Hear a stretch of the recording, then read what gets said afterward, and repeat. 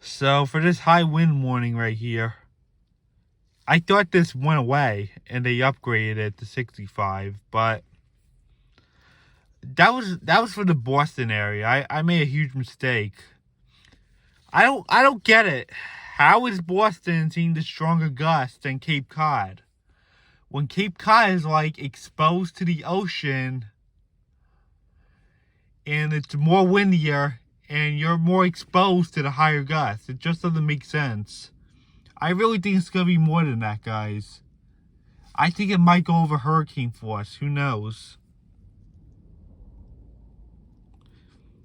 Yeah. I think it's the National Weather Service just trying to hide panic from us.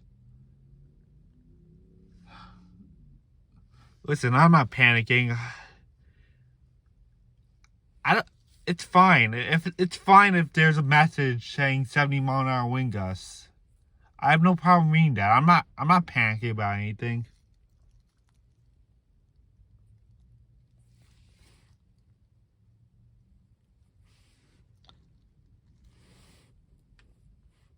So that's the high wind warning. And now we're gonna go over to the other office in Binghamton. And right by upstate New York, we're seeing a lot of winter storm warnings. Oh, here's something I want to show you guys afterwards. Today is the 30th anniversary of the storm of the century, where we had a lot of snowstorms and a lot of tornado outbreaks, and it was a superstorm and a nor'easter for the Northeast. And it impacted the whole eastern seaboard, that no one was spared from this thing. This thing was a monster. We also had gusts over hurricane force with this storm.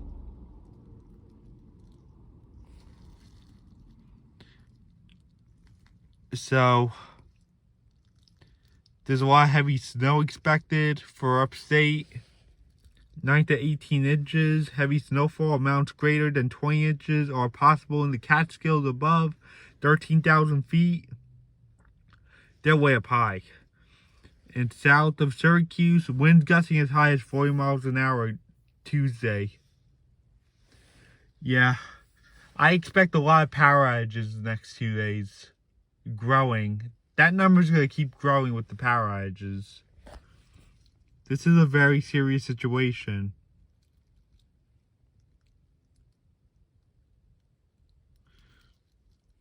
We're going to look at the snow totals.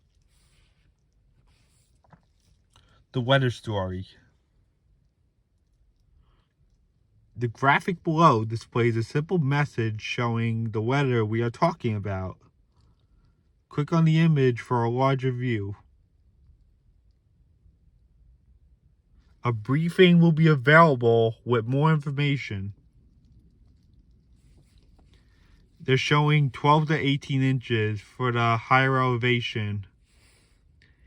And yeah, Cortland's pretty elevated. I remember going there back in August of 2020. I saw they had a lot of high mountains over there. And there's Cooperstown getting 12 to 18 inches too. That's obviously elevated due to what they're showing. That's where the Baseball Hall of Fame is. In Binghamton, I already told you guys, it's famous for having all these churches in their town. They even have a baseball team over there, a minor league team that's affiliated with the Mets, and they call them the Binghamton Mets.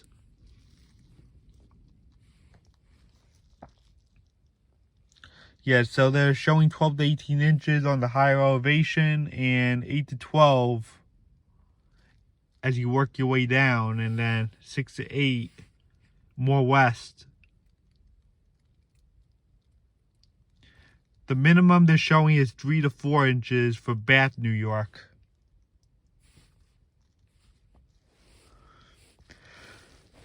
So, yeah, this nor'easter is going to be crazy the next 2 days. I expect a lot of flooding from this thing, a lot of wet snow, and wind gusts of 50 miles an hour. Let's take this thing up north. So far, Maine, it has a winter storm watch. Like, they're still keeping an eye on this thing to see where it goes. There's still a lot of uncertainty in this area. According to the National Weather Service in Great Portland, Maine. We'll just see what happens. We'll see what path the storm really takes. I know there's going to be wind advisories in my area. I know there's an atmospheric river about to hit California again, but this is more of my concern because I live in the Northeast in Long Island. So my focus is more around this. For those who wanted me to update on this, I'm terribly sorry, but I focus on the weather, mainly on what's near my area.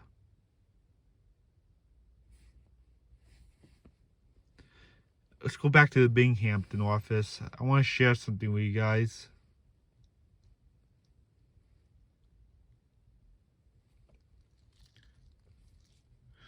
On this day, the 1993 storm of the century. I'll go slow so you guys can read. You see what they're saying? Nobody on the East Coast was spared from this thing. There was a lot of high winds of pressure usually found in Category 3 hurricanes. So this thing was definitely like a hurricane in winter because of all the blizzards and high winds and outbreaks this storm had.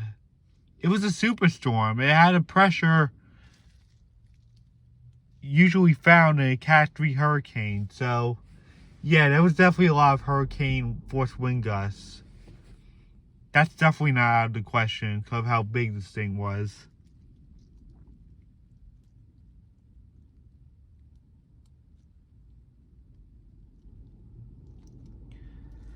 They provide a bird's eye view of the storm-destructive track of the U.S. East Coast. Look how big this monster is. It's really big.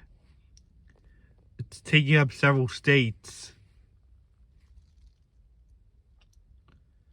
Explosive intensification over the Gulf of Mexico became apparent as the storm began to move inland and impact portions of Florida. Look at this thing. This thing was really serious.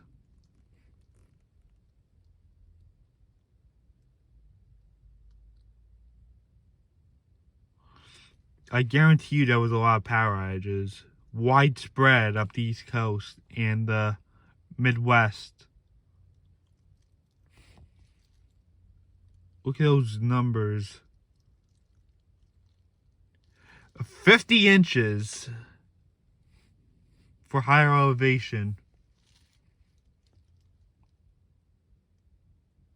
15 tornadoes struck Florida with 44 deaths.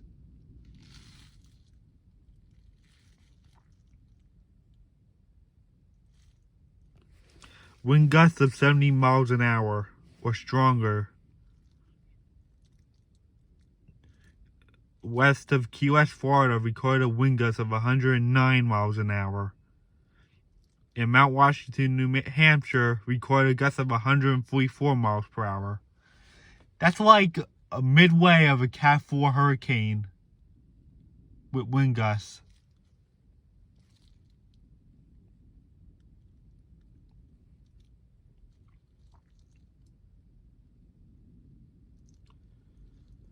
Yeah, this was a nor'easter also.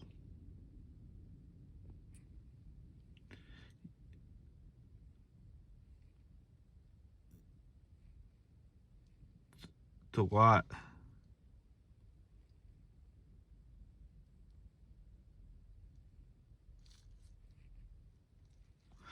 This thing was really serious. And 13 years ago today, we got hit with another nor'easter where I was without power for 4 days. Because Long Island and New York got hit with hurricane force wind gusts. And it destroyed a nearby gazebo in my town. And I had no power for 4 days because of how high the winds were. It happened, these two storms happened on a Saturday over here. And on the same date, March 13th. Well, guess what? We're going to deal with another nor'easter on March 13th. This is crazy. And on the 30th anniversary of the storm of the century. But today is Monday instead of Saturday. So, yeah, we have a nor'easter coming our way, and this is just the beginning. If you look outside, the wind started gusting, and the rain's falling. So, I guess that's it. Bye.